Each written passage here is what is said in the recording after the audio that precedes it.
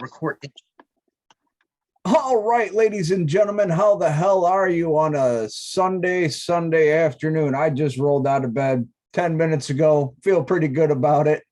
Oh, with me today, Shop Talk International, I got Troy E. Anderson, Alicia the Hurricane, and with us from Sweden, Simon. And he's, can't say he's under pressure. He is the pressure. What's going on, Simon? Yeah, you sure got this right because I am pressure. Yes, the bad Exactly. pressure. So yeah, the thing is, everything is going really well. I am Simon from the Swedish story metal band Pressure, and we're happy to be here and talk again with you, fine people. I really like that shirt. Thank you. I really like it too. Thank you, Simon, for he mailed it to me, everyone, all the way from Sweden, Stockholm to Tacoma, Washington, USA. Now that's a friendship. Thank you. Oh, yeah. Yeah, that So, that's great. Yep. I. You mean the thing here is like we love your stuff, and you have done so much for Pressure. You have shared and things, so of course you should have a shirt. Thank you, Simon. Well, I try to share with a lot of my European artists and artists in America. It all depends on how much time and effort the band puts. You put so much time. I had to take all my time and resources in my brain to figure out how to push Pressure. With that new release, it wasn't that hard. The quality's there, and it sounds really good. Can you tell me how you feel about the newest stuff? Yeah, we're releasing a new single. It's called All the Things. We will drop on all the on every streaming platform you can imagine on February 24th. So next Friday. Wolves are out, my friend. The wolves are out. You can hear the wolves barking. Yeah. They want the pressure. Yeah. The wolves are calling. All the yeah, all the things is actually a little dare song for you because because the thing is, when you imagine now we get old, all right, and we get rolled into the retirement home. They strap us down on the chairs. They fill up out with pills, and they put tubes in every hole you have, okay, and you think about your life. And what do you want to think? Do you want to have regrets? Or what if I done that? What if I didn't say that? Or what if I said that? I don't want that. All the things is do the things that you want, and do dare to experience things, because what's the worst thing that could happen?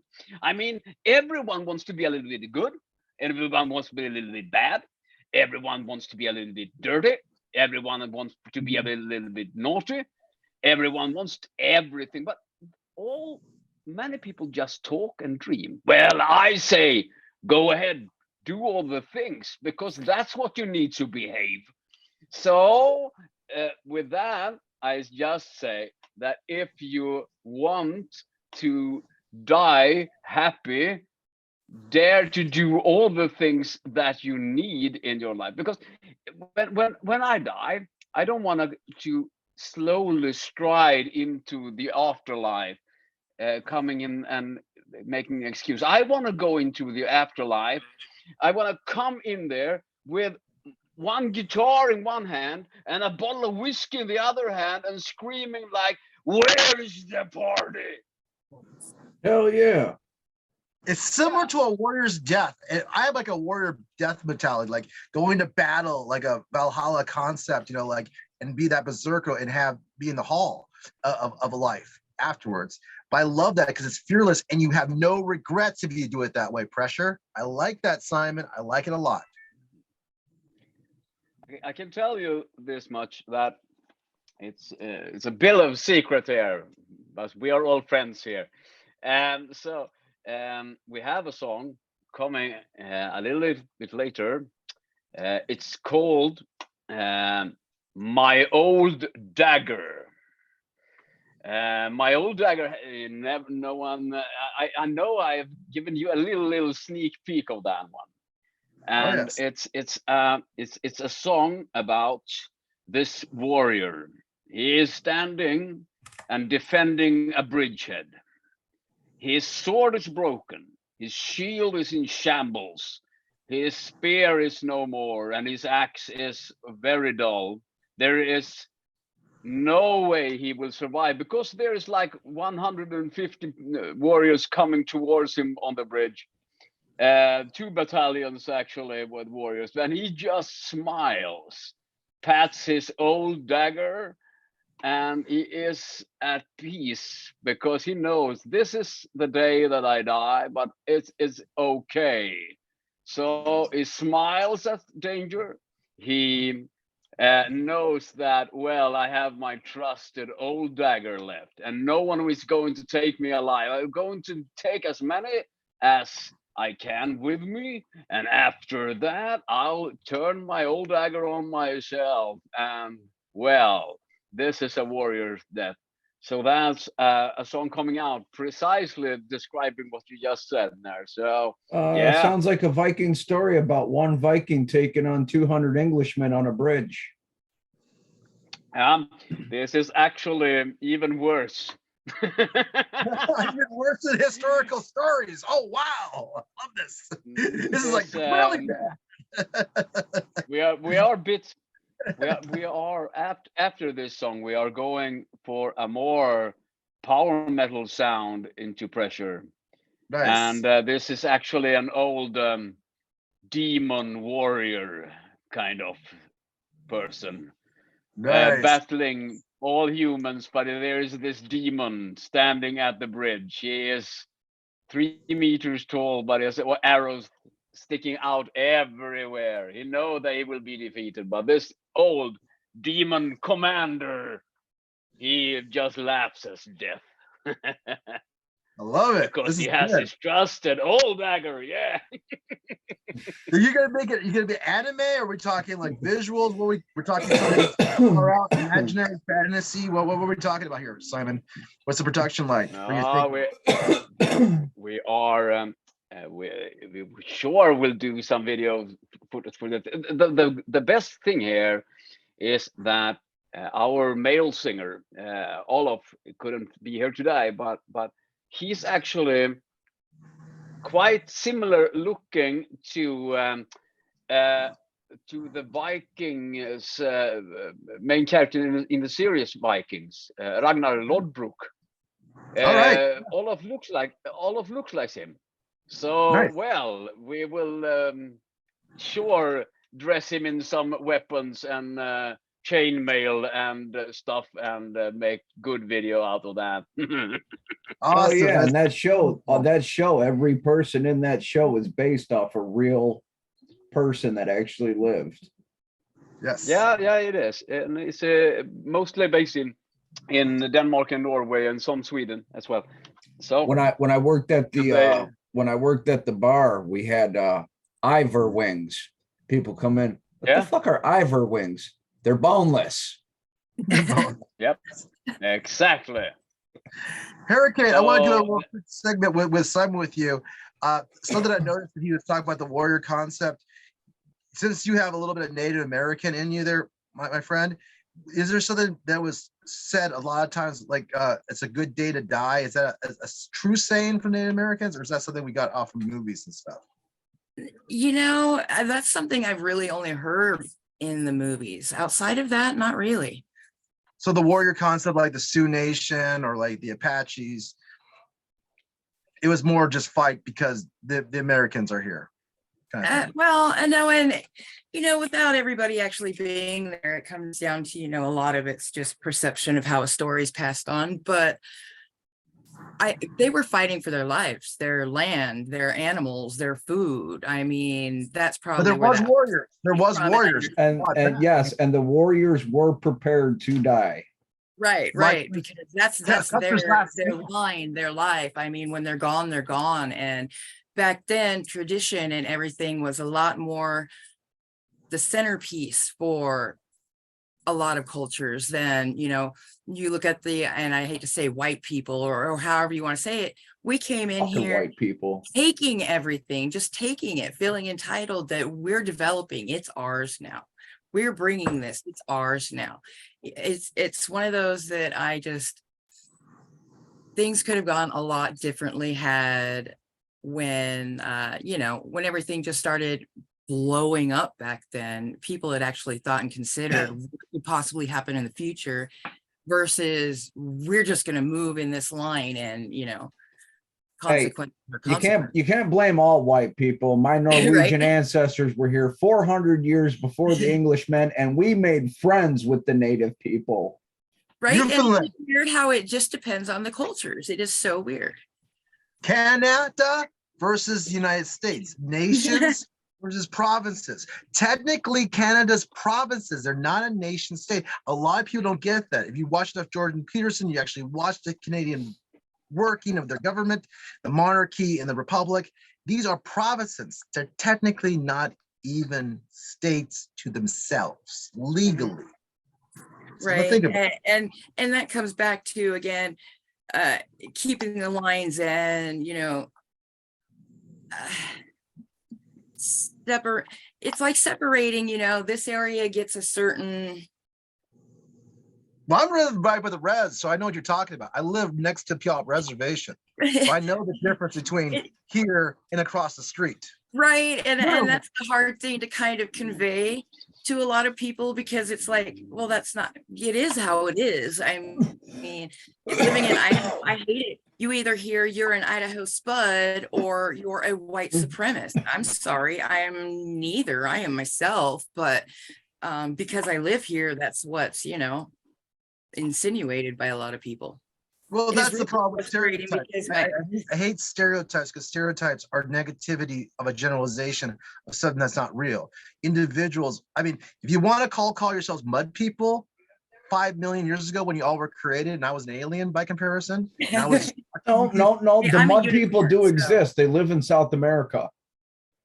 Well, I mean, the concept of mud person was that go back. They are a indigenous tribe of South America that covers their whole bodies with mud, and then they make these big mud masks to try to scare people away and stuff. Oh yeah. Yes, that's you. Thank you, National Geographic. Right. Always wanted to see on our Guinness Book of World Records in the future. Yeah. If you want to get us on, we got 130 artists in 13 hours. Isn't that right, Chris? Oh, something like that. It's gonna be a hell of a day. Right. Yeah. That's our first news story, I guess. Sorry about that one, guys. Throw that one out of the bag. Warrior. Yeah, you know that we also have the an indigenous culture in Sweden, and that it's the same thing here. We have this called Samer or Samic. They have their own country that spawns over Sweden, Norway, and Finland, and some part of Russia. It's called Sápmi. And they has been really oppressed. They are over the years, and they still have no recognition. So it's a lot of the indigenous people of in the States. Here they are mostly reindeer keepers, and they work over, and they are nomadic people. So they do a lot of those things, and it just happens to that they have no recognition. It's not at all. In some they have their own nation and stuff like that. They have all proclaimed for themselves, but no one has recognized or acknowledged that nation. So it's a lot of those things here, and I think it's like in all the parts of the world, but it's also here. It's been a lot of the same thing, oppressors, and that kind of thing. So no, we're not good on that way in Sweden either. Well, That's bad. oppressed concepts have been around for ages, like in Australia as well.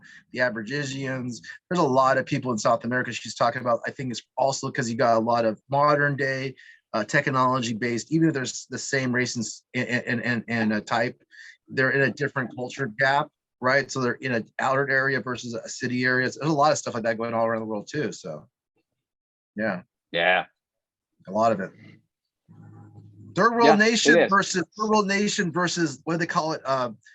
Human beings that weren't discovered until like yesterday. Isn't that weird? Like we're discovering cultures that they've never seen modern day us. They've never seen TV. They've never seen radio. They've never heard radio. They've never not experienced any of this. And then they're out there in their own wilderness. It's amazing. Yeah, hold on. I'm trying to think of what's the name of that fucking island. So many islands. Oh, I just had it at the tip of my tongue. Not even Sentinel Island, the Sentinelese. Oh, okay. Yeah, they've that is. Where's that at, Chris? That is an island of indigenous people that have never met white man, and any white man that went to try to meet them, they killed them. And the government of India says, leave them the fuck alone. Right. So it's an island close to India. India, okay. Are they headhunters or cannibals, or are they just killers? That's They're one thing I've always off of our land, man. That's all there is to it. They got this little tiny island, and it's one tribe of people. And I would assume they fish and do a little gathering for whatever foliage they can find edible. But that's one thing I've always wondered, like, how does this one tribe of people survive on this little island and keep surviving? It can't be easy there, Chris. I mean, if you got one island and like no modern technology, I'm sure that things are pretty vicious on their culture aspects. Just saying. Right. Well, anyone that goes near their island, whether in a fishing boat or in an airplane, they start shooting at them with bow and arrows, and they're pretty damn good with them too.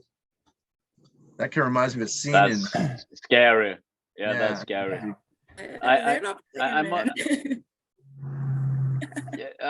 And it's funny with this strange people doing strange things. I must tell you a story, a quite fun story actually. And okay, it's no killing story, but it's about very strange people in strange situations. I was playing with this hard rock heavy metal cover band for like some years ago, and we toured all over Sweden, and we played like all the parties, weddings, pubs and stuff like that. And we stand on Wednesday and rehearsed, and then the phone called, and we answered, and there was this hysterical dude. He was going to get married on this Saturday, and his band has just jumped ship. And they called us because we had a good reference and all that shit. And he said, I know you're in Stockholm, and we are in the far northern part of Sweden. That's a hell of a ride to go there. Okay, but it's good money, and can you please come? And I like put the phone on mute, and are we doing anything on the next days, guys? But now, okay, we go. So we went up there and didn't know anything to expect. We had to go by car for 1.5 days just to reach the location. So we came there, and we know it was a good paid job, and it was a lot of people there. And we set up, and we came there, and there was this fancy party, all tuxedos, long dresses, and in waltzed 5 heavy metal dudes with all spikes and leather and latex clothes and all, we went all in, and we said, well, we couldn't we couldn't play here. What shall we do? We fast tried to remember all the soft songs that we knew. And we did that for a set, and we got people dancing, and then we went out to the backstage, and we said, what should we do? We don't know any more soft songs. And in waltzed this bridesmaid in this long dress, really expensive stuff, and said, oh, do you think that you know any heavy metal songs? And we say, we do. So we went out there, and we started on, and we entered the stage with Run to the Hills with Iron Maiden.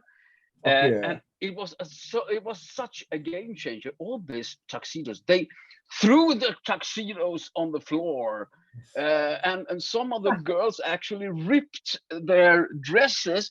And as we continued with Pantera's Walk, I've got the footage of all these nice looking people in the expensive clothes, like 150 people doing a mosh pit. That is perfect. And we played for like 3 hours. And the fun was that now we come to the strange people part. After Wait, real quick, you ran the only mosh pit in the world that actually was a black tie affair. Yeah, exactly. They were very rich right here. Very rich, he says. Very rich. Yeah. And the perfect thing here, after this show, it was like 3 a.m. or something like that, and next day we were going to rig down and go back to Stockholm, and we were going to sleep at the Newlyweds guest room in their basement. So we went there, and the Newlyweds, they came down to us, have a beer with us, and we talked a bit. And then the bride, she was like, oh, I'm getting sleepy. And the strong man, he picked up his bride and went upstairs, and we were so tired and thought, oh, nice, now get some hours sleep. But half an hour later, the bridegroom, he came back down to us without his bride, and we said like, oh, and he said, oh, do you want more to drink, guys? And we, oh, but aren't you going to be upstairs with your bride on your wedding night? Hell no, I've been married to that girl for like 20 years now. We just don't sign the papers, and we have 3 kids. So but how often do I have a heavy metal band in my basement? So we partied for 3 more hours. It was so we got the bridegroom to leave his bride for partying with us after the world's first mosh pit there. So it was very strange people, I can promise you that. Oh, they'll remember you forever, Simon. Forever, they'll remember you. Yep. I still get some mail from them now and then. They are still married though. Now, please tell me there's video of this on YouTube somewhere. Yes, we need the footage. I have not published it on YouTube. No, but I have it on my phone, so I can send it to you. Hell yeah! Yes. And they sent it to America. Yes. And we had to film it from stage. It was so fucking, yeah. You know, when we saw that, and our bass player, he was like, huh? What just happened now? It was so fun to see the transformation these guys did. They were all metalheads dressed up in these clothes. It was fantastic. Mel makes people penguins, move. They were metalheads. You had penguins, they're actually metalheads. So all these penguins were actually metalheads in disguise. That's amazing, Simon. It's a great story. Exactly. Awesome. It was metal penguins. Metal penguins. Yes. Make a song about it. I mean, I was gonna say great band name. Yeah, exactly. I just thought about that. We could do the band here. Us 5 here. We could do the Metal Penguins there. Yes. My new band. I call it Heavy Metal Penguins with you. Go to Sweden. We could go to France or Germany and play in 2 bands, just like Steve Unger. He's playing with Metal Church and he's playing with Autograph. And then he actually has 2 more projects. He's got his wait. I thought you were joining my band, Fractured Vertebrae. Well, I have 3 members, so I guess I can have 3 bands, like IPK. We got something with pressure and you. So, do you want to stay in Holland? Maybe we can do a little middle ground, go back to Holland and stuff. Yeah, we can do something like that. It's okay. The Germans, the good. Germans really want us. So those Germans want us, though, Simon. They really do. They want us to take a trip from a few places and go into port somewhere north. So a lot of people want. I mean, ever since the penguin incident, I mean, obviously, it just got exactly metal penguins. It just happened. Yeah. We have to be really play like hardcore doom metal or something. Hard. That was a good idea. You went soft, and then you went hard. You pulled a Jack Black, and you didn't know it. I didn't know it. It was so fun because there's a Jack Black song here. It was so fun because we actually were really, we were really worried. We sat there but we don't know any more soft songs. What shall we do? I have no idea. Question, Simon, because I'm an unusual interviewee and host. I must ask you the most unusual question in the world. How did they look and what did they eat before they became metal penguins?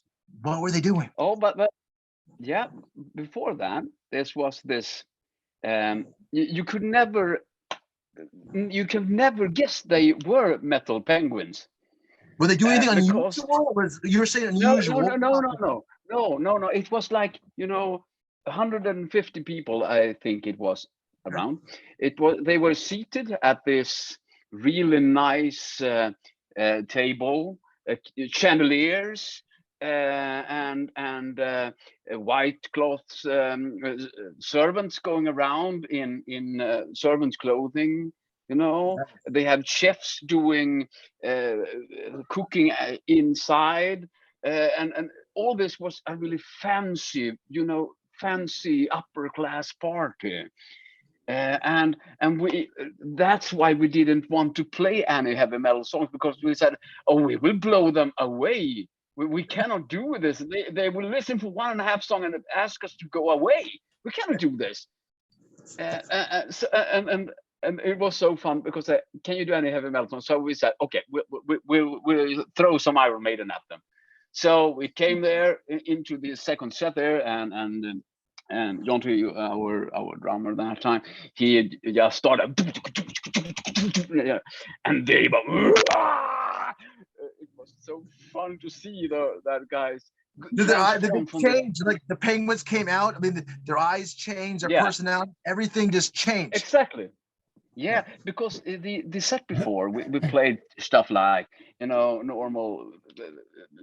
The hardest, the most metal thing we played in the first set.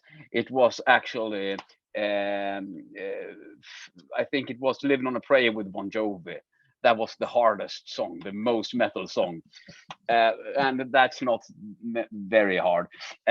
So we did that, and people danced, and it was like holding, dancing, dancing. And we played a lot of soft songs. We played some power ballads. They danced, and we thought that, this is what they want. This is what they can do. But we don't know any like disco songs or like those kind of things. And we just, shall we repeat what we just did, or what shall we do? And it was so fun because when we started that and they came running to the stage, they were like ripping off the shirts and was like, okay, we're home, guys, let's do this. It was so fun. Hell yeah. I love this story. It was really, I love it. I actually want to do this now. I want to perform with billionaires or millionaires in the audience in a VIP party. This is the kind of stuff I like. This is, I don't know, maybe that's thousands, but I don't need. I need just 50 really rich people to watch us play. Well, that's why I've always said, when you go to a concert, any concert, yeah, you never know. That could be someone's doctor in the row in front of you, someone's lawyer in the row behind you, the city judge 2 rows up. You never know. Right. Right. One of the most fun song venues that I play, or not venue, for a company. We were hired to play at a company retreat for a really big funeral company. You know, these guys who sells caskets and urns and arrange funerals and stuff like that. And they You're said, talking undertakers, right? Undertakers. Yep. Yes. Okay. And the fun here was that when they order us, they said, okay, we have enough seriousness in our work. We want party and we want silly. We want no soft songs, no slow songs. We just want to dance our ass off. And we came there, and the most fun thing here is that we actually needed to bring 2 drummers. Wow. Because we were playing for 4 hours, and we were not doing a song under like 140, 150 BPM. So we needed to change drummer for half of the sets, because well, we just had we do 4 sets, 60 minutes with 5 minutes intermissions. So well, both drummers were really tired. It was fun. That is I love that. I really do. I remember doing band practice like 4 hours long just to get my ready for an hour show. And you basically did a 4-hour band practice, but it was a 4-hour performance. And that is just, I would love to do that. As a singer, I would love to do that. As a drummer, you know, drummers, they're like athletes. They only got so many life points, whatever you want to call it. So yeah, bring another drummer. Exactly. If you cannot put any more pills into them, then replace them. Yep, exactly. No. If they heard me saying this, they will come and beat me with their sticks. But that I can take that. Don't feel bad, Simon. I've got rid of 7. No worries. I have a bigger stick. Hell yeah. Hell yeah. So I can fence them off, no problems. Well, if you ask me, a drummer's just taking up space for the keg. Ooh. Yeah. I'm joking. All you drummers out there, I love you. You guys are the heartbeat of the band. We've interviewed Peter Simon, as a drummer. We've interviewed a few drummers. My drummer was on here. I mean, one of my drummers. Yeah. Remember, I had 7 drummers. I fired him twice, by the way. So yeah, drummers are amazing creatures. They are. They are. Love them, the fun thing. They wear out sometimes. It is what it is. Yeah. I usually try to get everyone to carry their own stuff when we rig down. Right. But they never agree on that. Never, ever. I know this. That's why I have 7 drummers in 8 years. Well, because they're always mad they got the most shit to carry. Right. Exactly. The singer doesn't matter. The guitar is just the drummer. Like, dude, a drummer cannot do one thing: copyrights. Is this correct, Hurricane? Do you know? Can a drummer do? Because I remember the band Who, I think was it Moon, greatest drummer in the world, but he could not do copyrights on his own songs because a drummer can't copyright. There's no frequencies. It's just percussion, right? Am I wrong? As far as I know, right. Unless they changed something and I don't know about it, yeah. Oh, you're like talking about copyrighting your drum beat. You could do songs like Phil Collins. He could sing and do drum beat, but the drum beat you can't really. I'm pretty sure he's got a copyright on that intro to "In the Air Tonight." Okay, that's probably an exception. Okay, but yeah, I'll have to look into that. I'm kind of curious. Yeah, I'm curious too, because Lars is probably the only one that's really important. Because a lot of them are dead now, but I think Lars probably has a heavy contract because of how long he's been in Metallica. But besides Lars and maybe a couple more drummers are well known, a lot of them have been traded, released, traded, released. Kiss, for example, Sabaton, for example. I Yeah. can name a lot. So IPK, for example. Well, and when you, I mean, thinking about it, all the back and forth with sound biting and things off of songs, it's always vocals, guitar and bass lines, but you never hear one about the drums.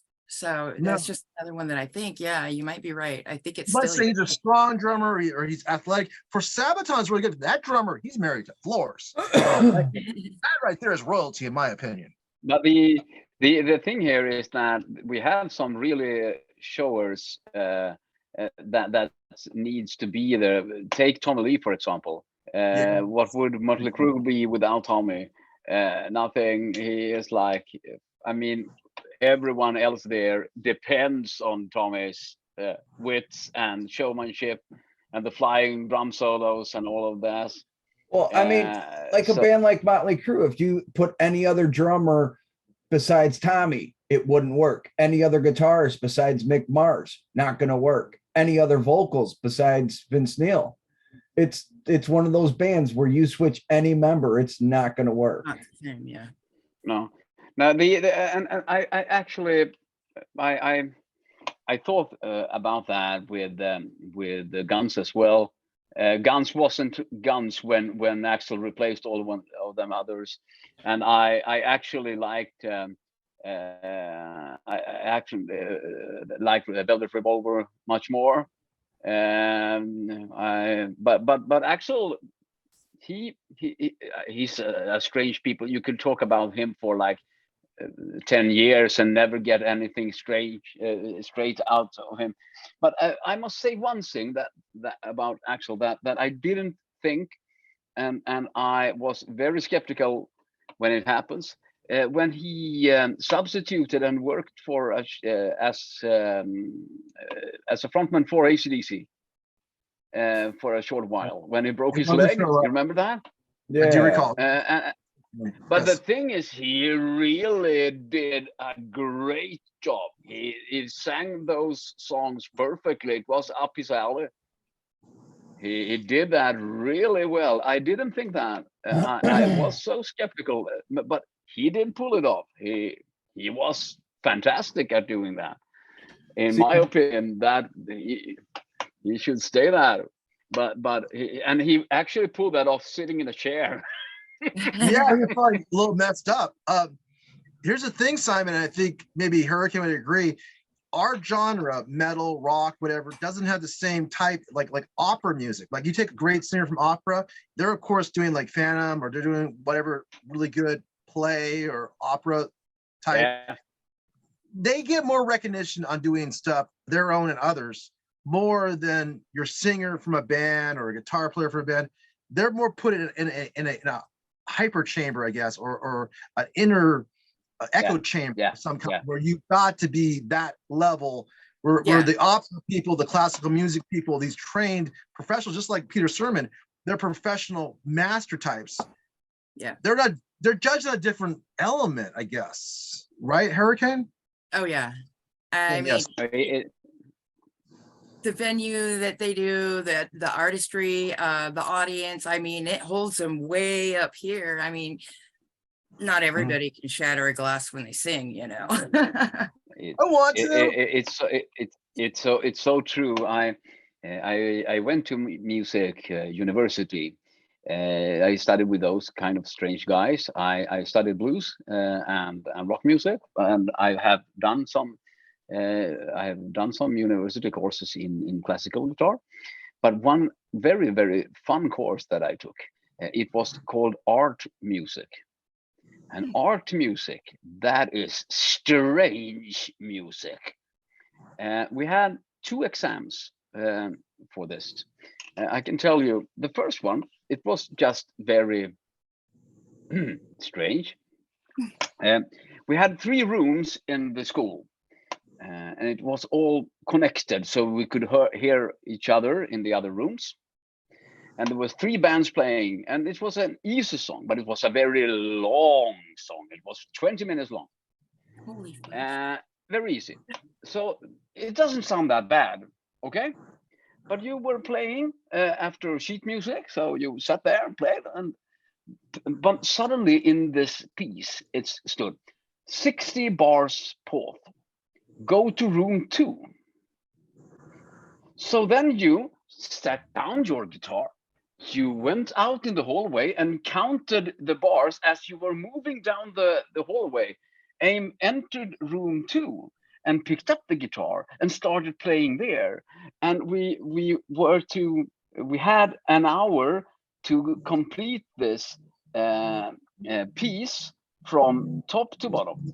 And so it was like when you have played the song for 15 minutes and someone makes an error, you have to restart from the beginning again. So it was really strange. But and then we had this other piece of music, and that was really hard. It was a piece written for 3 guitars. And the name of that song was called Offbeat. And it was really strange. We played the same. We played the same song, of course, and one started from the top. He played really fast. One started from the middle of the song. He played normal speed. One played from just a few bars from the end, and he played really slowly. And we had a beat in our ear, and if we stick to our clip that we have in our ear and don't listen to each other, then we ended the piece at the same time. But that was really tricky, because when you are in the end and you are the first guy was playing really fast, he came after you, and then you try. I was in the middle piece. You try to stay, not be chased, and not chase the other. And this last one, he played slow. Yeah, it was horrible. It sounded awful, but it was really strange. So it took a lot of exercise to get this right. But it also helped me to write music later on, because you learn to challenge the borders. You can bring different kind of instrumentations. You can bring new beats, or you can do new rhythms, or combine rhythms, or combine anything that you really want. We have an upcoming song that we are going to do a symphonic metal song, which would be called If the Night Will Ever End. And we have this we have teamed up with a string section with some really good violin players, and we do a harmonic solo between violins and guitars. That was really interesting to do, but it was quite fun to challenge these kind of things all the times. So the music with me, I think that you shouldn't get stuck in something. I kind of love the bands that challenge, that do something new, because I can love to listen to an album, but if every album sounds the same, I get bored. I want to be. Now they do this. Unique, yes, uniqueness, yes. I love that when they do new things, and okay. Sorry for all the ranting here, but the one thing that I really hate, and really think that many of the guitar aces out there, I think they are lazy as fuck. You're talking about what do I mean with that? Simon, do you mean like we could call it in the States they're just doing things to look impressive with no real construction with the song? They're just kind of like what they call it. There's a word here, Chris. What's that word called? I believe when someone's just plucking along too much. There's a word for it, isn't there? Terminology you guitar players say. There is a Swedish word for it, but I don't know it in English. So. I know we have a word for it too. I just wanted Chris to see if he could actually remember it. It's I totally understand what you're saying, but what I meant with the laziness is like you have these amazing guitarists. They are called that, and you know that they are called the greatest guitarists of all time. You have Slash, you Yes, have legend, masters, Van yes, Halen, and everyone. And the yes. thing here, what do they do? Every concert, every show they do, they play the same solo always. I hate that. That is so lazy. I think that I mean they could just have it recorded because it's Right. it's just no. It's not that genius. No, It's not Beethoven or Bach or Mozart doing this. It's a no. fucking heavy metal solo.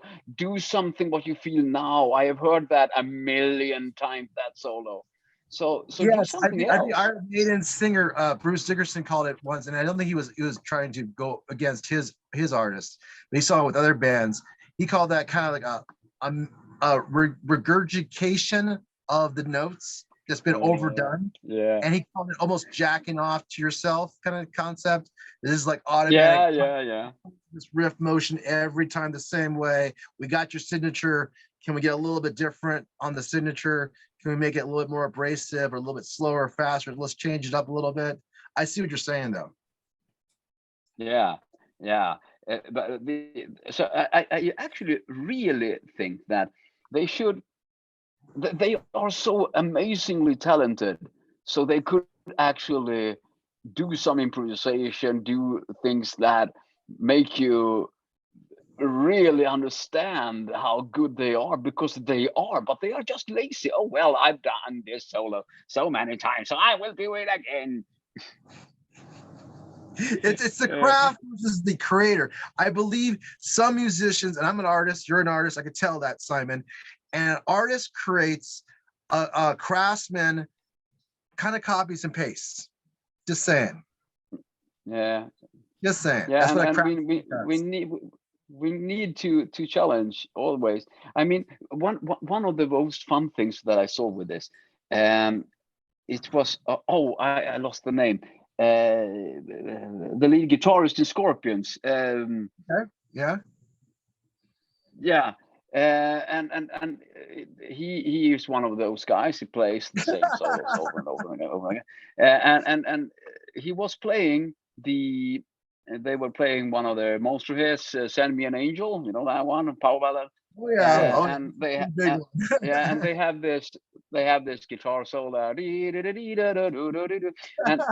well, he played that, and he was thinking about something else. So he actually, for this football stadium, he played one wrong note, and it was a really bad note to play wrong. It went it was a minor sixth, so it's went into more of an oriental feeling instead Did of he recover correctly? it was really horrible. But Right. the fun thing is he never showed in his face anything. He just kept, and he changed that note all over the solo. So he did that, Wow. and after one He just kept he on going. got Just a didn't care. yeah, and yeah, just kept on going. He got a question after one, after this, and got a question like, I bet. "Oh, that was something different." And he said, "Yeah, I wanted to try something." And then a year later on a talk show, he admitted, but I never been so embarrassed that I couldn't admit that then. So it was quite fun actually.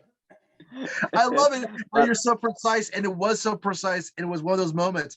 Unfortunately, in America, it's usually a bad singer, but in this part, it was a guitar player that screwed up, or maybe he actually was screwed up. What do you yep, think? Is yep. 50-50 on that one with you? Or what do you think most artists thought? You never know. You You never never know. know. It's all by the But critic, right? he did that. So he just Yeah. really went out of his, and just not a stone face, you know. Yeah, he just didn't want to show that he messed up or creatively put something in there, whatever you want to I mean, call it. it's so easy.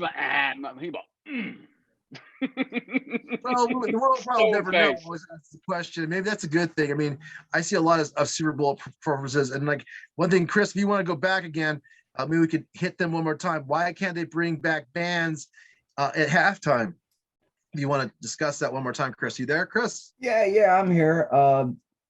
Yeah, that's one thing I've always emphasized, these performances at the halftime show. I didn't even watch it this year. I watched Well, she was pregnant. I You know that? watched She was I pregnant. watched 5 seconds of it just to say, yeah, she's pregnant. And she was red, all red. I know. I and saw and this and Slipknot and, meme and had coming little out. white sperms dancing all around her. Yes. You Just seen say the she's point where pregnant. I guess there was some point in there where she had to wipe some of it off her face. That's awful. It's just Uh, like we gotta breed or something. Like we're depopulating the planet, so people, please get pregnant before we lose everybody. well, here's what I got to say about the halftime show. They over the years they have had some great performers come up on that stage. I mean, the Rolling Stones was awesome. Prince, that's just an unforgettable halftime show. Yeah. This is awesome. But years and years ago, up until probably the late 80s, they had unknown acts. And I guess one that was like really funny that everyone forgets about, they had one called Elvis Presto, which was an Elvis impersonator that did magic tricks. Nice. That was actually a Super Bowl halftime show? Yep. That would have been at a Super Bowl halftime show. But they also featured college marching bands, high school marching bands, military marching bands, bands, people that deserve the spotlight that don't get it. I mean, why should we already give Rihanna why should we give Rihanna the Super Bowl halftime show when she's going to go on tour next year and make millions selling out stadiums? Why not have a underfunded high school band come out there and play, and then the NFL gives some proceeds back to that school for their band program or their. Very true, Chris, and I agree with you completely. It's something we discussed last time on Shop Talk, and I think that's an underlying thing. And I'll say it one more time: if Dwayne Johnson's watching, XFL, do us a favor, show the good and bring out the talent that are missed, the community. Right now, we have venues that are not opening because of pandemic concepts still. We have bureaucrats trying to slow down music development while other bands are getting their chances and artists are getting their chances. I say we should keep on opening those bridges and opening those doors for other artists, young and old. My opinion. Yeah. Hurricane, how do you feel about concert year and about music with Simon here? Any suggestions for Simon? Any questions you have for Simon from Sweden? Hurricane, you there? As any in questions or just normal chit chat? Would you like to ask Simon about anything? Any questions? Anything? So, okay, because this one's a learning one for me. I've never actually listened to it. So you're just mainly the Europe tour thing. Do you guys have plans to hit the US? Of course. We have good connections down in Florida. So we are planning that. We have also some good connections for your neighbors in Canada as well. So we are planning to go to the US to actually when we have our next EP, we are doing a double EP. So that would be when we have a really good on the road show as well. Because Pressure is all about trying to do a little bit more than just a normal heavy metal show. We want to there is so many bands, so it's hard to not get drowned in all the competitions, and there is so many good US based bands out there. So for a Swedish pretty unknown band in the States, we have a lot of tough competitions going on, and we do that by adding a lot of special effects to our shows. We have this interactive screen behind us where we tell our stories and we interact with the screen. So we have a lot of animations, effects, videos playing behind us to emphasize the stories. We do a lot of clothing changes on stage as well, to tell different stories. And we also do a lot of other strange things that I cannot talk about yet.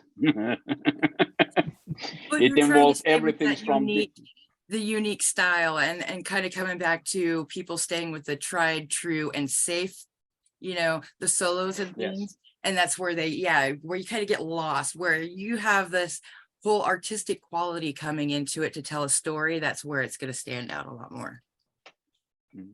We everything that we do, one of the more different things from Pressure is our story, what we call story metal, or our songwriting process.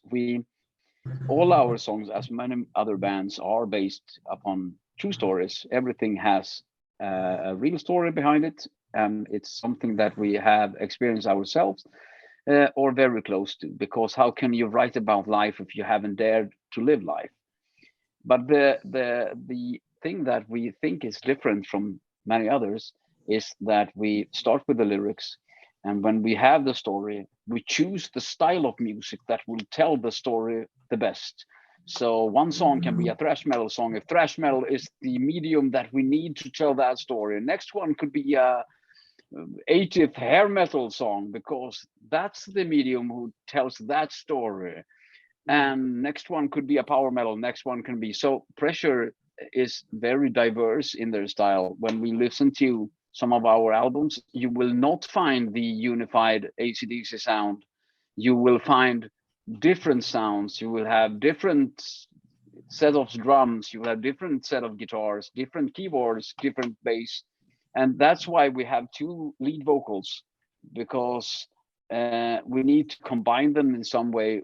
Sometimes one should be more lead than the other on different songs, but we need to have the opinion, the option to actually tell whatever story that needs to be told. The first album that we did was called Path of a Shadow. Path of a Shadow was a story, a life story about your life, but told from your shadow's perspective. Can you imagine if your shadow came to life? If the shadow is someone who's never ever left you, even if you hide behind your couch crying, your shadow is there. And just imagine the shadow came up to life one day and sat you down and said, okay, I'll tell you about what's your life now. All the hard and the truth is here. And the fun thing was to collect these stories. And we had, for example, there is a song on the album called No One Can Hear You. No One Can Hear You is, when you read and listen to this song, it's could be about sexual abuse or really hard stuff, like the chorus, like scream, cry, or shout now, because no one can hear you tonight. And that's quite powerful, hard words to say. But the real story behind this is, like, there was two friends of us that they met through internet, and they were actually quite kind of kinky, and they sent really, what should I say, dirty things to each other. Never don't ask me why I know this, but I have read things and seen things that probably I shouldn't have, but I did that. And then came the big day. They actually decided to meet, and the last text message sent before they met, then, which was like, okay, baby, scream, cry, or shout tonight because no one can hear you. And so it was all consent, all things together. They are together still today. They still talk like this, by the way. So it's quite fun. It's a real song. No One Can Hear You. It's all about raw passion. Because passion has no good nor bad. Passion is just an urge. Yes. But it's very easy to interpret those kind of words, like um, in a sexual abuse kind of way. But we like to try to write our songs so it has different interpretations, possibilities, like the good side or the bad side, like this one. So people can start talking. Oh, but this is a song about blah blah blah. No, it's a song about blah blah blah. No, I think it's blah blah blah, and it keeps people discussing that. It's quite fun actually after playing a show, and people and we ask them, what do you think this song is about? And we get new versions all the time. It's very fun actually. I love that concept. The reason I love that concept, you guys, you ever guys heard the story of the coin? We got three parts of a coin. You got the heads, you got the tails, and then you got the thing around it, which is the actual edge. Yeah. In a way, you're playing on the edge of flipping the coin of the narration. See what I'm saying? That's awesome. I love that. Cool. So we try that's what we try to do. It's why we are trying to pioneer our own kind of style of music. We kind of invented ourselves in story metal, and that's very creative. You guys are very creative. Yes. I mean, very creative. I like how you've got to go from different styles of music to soft, hard, classical, heavy, power metal. Everything. That's very unique, very, very, very good. You're good at all of them, and every song counts. Like I think we were talking before, it's really about the song. So every song is good, as Peter would say. As long as it's good, it's good. So yeah, but that's all the way that it is. If people put their hearts into it and they play it like it's the last time they're on stage, it's always great. I love all kind of music. I can go to a punk concert. I can go to a disco band. I can go to everything. I love live music, but and if it's good, it's good. You know what I'm saying? The thing here is that you get the vibes, you get the feelings. I'm a huge metalhead, but I get inspired by a lot of different styles of music. I get into, for example, I get into different guitarists all the time and listen to them, and then I jump to the next one and to the next one and to the next one. So one of the hardest questions that I have is, okay, who is your favorite guitarist? And I say, what, right now or what? I cannot answer that. Well, I'm going to ask you a question there, Simon. It's a little more music related.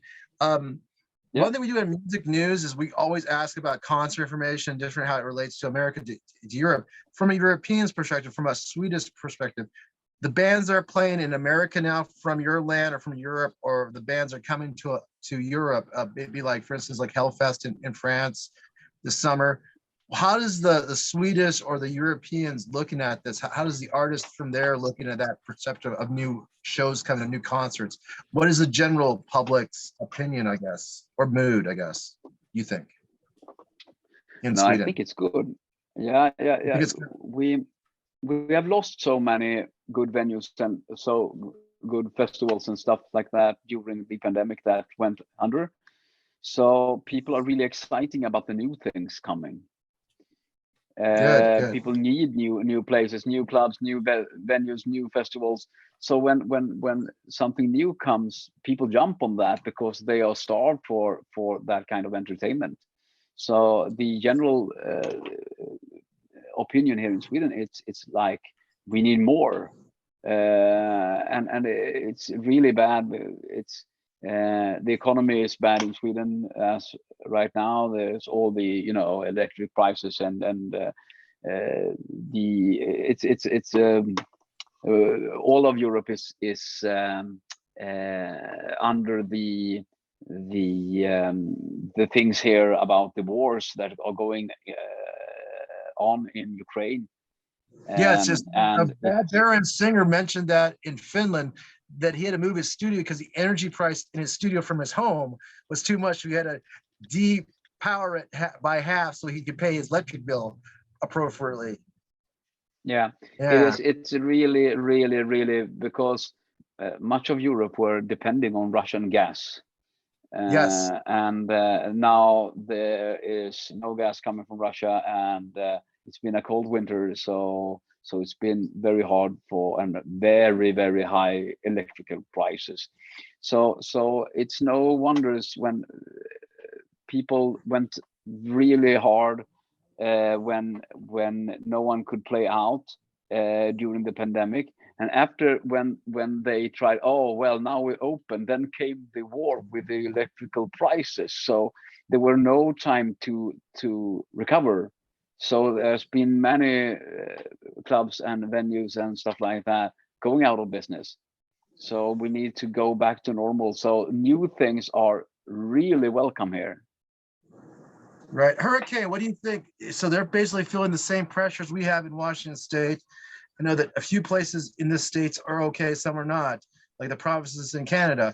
Some places like Alberta is going to do well because they have resources. Alberta, by the way, Mr. Simon from Pressure, I would definitely recommend you go to Alberta. They have a really good resource when it comes to managing their economy. Just so you know for sure, so that might be a good place. I don't know about Quebec, but I know I've heard good things about Alberta. Hurricane, again, what do you think about how people are going to turn this year? Concerts, energy prices, cost of fuel. What do you think? You know, Hurricane. that one's kind of a hard one to peg. You know, like you said, fuel prices up and down.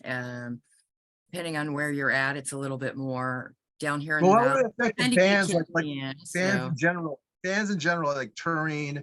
You know, I mean, your average, run of the mill. I got $10,000 budget. I got to go play 5 shows here this week. Whatever. What's the advice?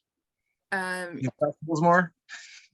I would, I myself would say pay more attention to where you're touring at, pick your places a little bit better. There's a lot, once they get on the road, they're throwing in shows here and there to try and make up money that they thought they were going to make that they didn't at one venue.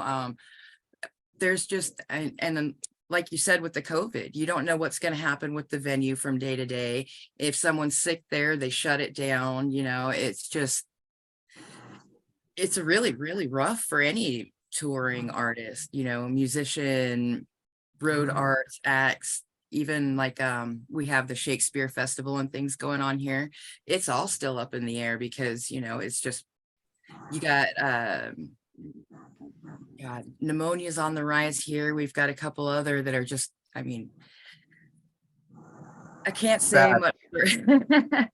It's bad. Oh, but I'll close on bad. this. I'll be closing on this pretty soon because I know we only got so much more time in this shop talk for this one because we have another guest coming in a few more minutes. But the simple fact is, Hurricane, do you see this collaboration that we're trying to pull off? That's the secret, right? Getting And that would networking be it, yeah. with other countries, getting other states, other provinces. If you're in Canada, Right, is and that would be the they're biggest suffering thing, you together. know? We all kind of feel this like we're the same boat. We can go forth a little better from Sweden to America to wherever we got to go. Mhm. And That that the takes way? a lot of supporting each other, working together, the communication, and stepping out of that, like we said, the comfort zone, because, you know, we know this band with us makes money. Well, if you open up and you try something new, boom, you may find something that nobody else has thought of, and it's a whole new market. And that's where it kind of comes from when you're touring across seas, is they try to kind of stick to their own little routine. And if you just kind of mix it up a little bit, add some seasoning, flavor, spice, however you want to call it, it'd be a whole new adventure, a whole new ballpark would open up that way. All right, awesome. That's from Roadrunner Hurricane. Mr. Simon, what do you think of that on the volley? No, I love that. We need to do exactly this. We need to share, to collab, to network, to share, because that's the way we survive. If we kind of stick it to our own, I mean, we will kill ourselves and we will kill the business. We need to network, we need to share, we need to do shared concert, we need to do small one day festivals together with bands. We need to go out to have connections. So if we come to this state, we should know 3 great bands to play together there, because we bring our fans, they bring their fans. And I mean, one thing that I learned, it's and I have a lot of guitar students as well, and they ask me, but how could we do this? I said that, okay, but you think that you are in this band, and then you think, oh no, it comes another band here, and think about it's like cakes, okay? So you think that, okay, I have my cake, and now comes some else cake. Think, oh no, that other cake perhaps more good. Oh, it has chocolate. Oh, but Right. how do the and how do the audience see it? No, they say, oh wow, 2 cakes. No, that's when you get the So- little sampler and there's like 2 from 7 cakes. Exactly. That's So what that's the people way, want to consume. because- They want more. He's right. He's right. Yeah, He's one of yeah, the- See, now I made a cake last night. Nice German chocolate cake. And my wife, Oh, she I- complains about the way I do my cake. Because I bake it in the Oh. oven, then I take it out of the oven, lay a sheet of foil down, and dump the cake out of the pan. So when I go to ice it, I can ice all around the sides and get the top and get it nice and neat. She hates that.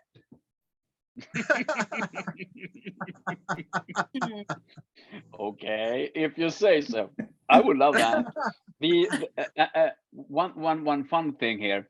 It's good that we don't have our male singer here, Olof.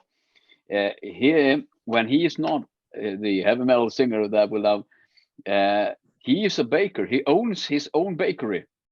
Awesome. So That's Oh, he yeah. he makes Is it killer Jim? cakes and killer buns, and yeah, you know, all this. So That's- he is amazing that in that way. I can send you the links to his Instagram pages, and you will gain weight, but just looking at those pictures. Oh, yeah. Well, how about some links to you, man? Where can we find you on social media? Yes. You'll find Pressure on like Facebook, Instagram, YouTube, everything, with our handle Pressure Sweden in one word. So Pressure Sweden, that's the way to remember us. And please find us, reach out. We love to network and collab. So if you're in a band and you want to have a Pressure cover one of your song, just reach out. We'll do that. We can exchange covers. We can have our producers remix your songs if you remix one of us, and that kind of things. So we in Pressure, we are all open for collabs. We are all open for networks. So just reach out and we'll make something happen. Oh, That's yeah. awesome. One thing I want to briefly say, Chris, I also, because we're cooking and baking, isn't Jim a slider? He also is a cook, right? He's a cook, yes. He's a cook at Revolution in Indiana, and yeah, I can't say nothing about that. I myself am a former well, because he's got something else in the works, and All right, let's go. yeah. But I'm a former cook myself. I cooked for Top Fuel Saloon in Braidwood. I've been a cook for fine dining establishments to your greasy truck stop. Hey, Hurricane, before we leave, any cooking stories to give to Simon before we all shovel off and we get another one in? Cooking stories. Hey, I was a manager for McDonald's for like 7 years. You don't want to go there with me. Hey, I love the public. Okay. I love my job, but there are some people that should just stay home when they're in a bad mood. right? Yeah. Oh my God, fucking. Yeah. And that I've ice also cream worked machine in is never McDonald's. broken. It's in a heat mode to treat the ice cream mix, just behind the scenes. Yeah. The old I time. know. I was a manager at McDonald's too. I didn't Right. last quite as long as you did, Right. but yeah. Then when we moved down here and I was waiting for the job that I have now to come through, my wife said something about, well, why don't you go apply at McDonald's or Burger King? Fuck no.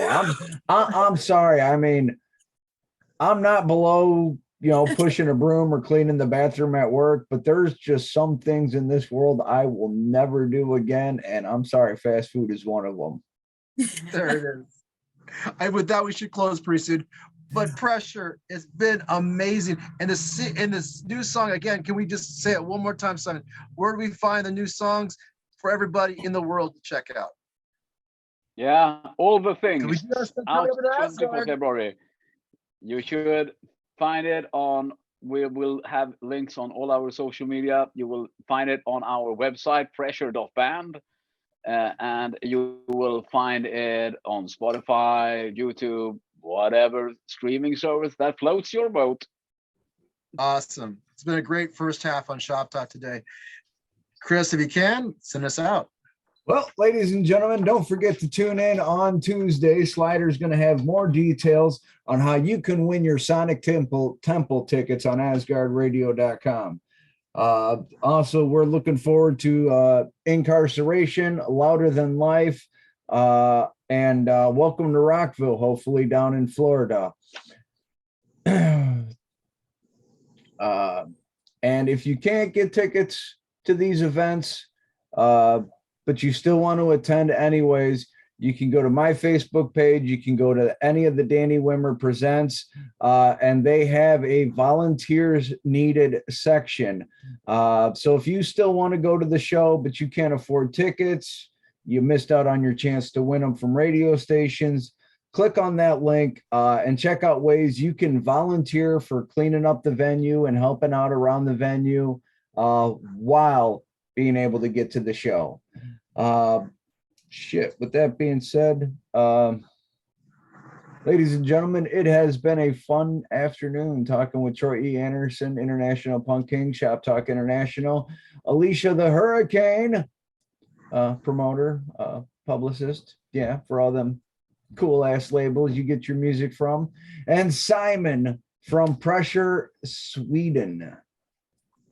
You know, and I'm surprised. I can't help it. I got to do it because I went this whole show without getting a flirpity derp and a bork. Bork. Gotta love the Swedish chef. It has been exactly. A blast. So if you should say you should say learn to say goodbye in Swedish. How do you say this? It's hej då. Like hey dawn. You say that hey dawn. Hey dawn. Like do. Hey No n. Hey like door like the door at your house. Door. Hey door. Hey door.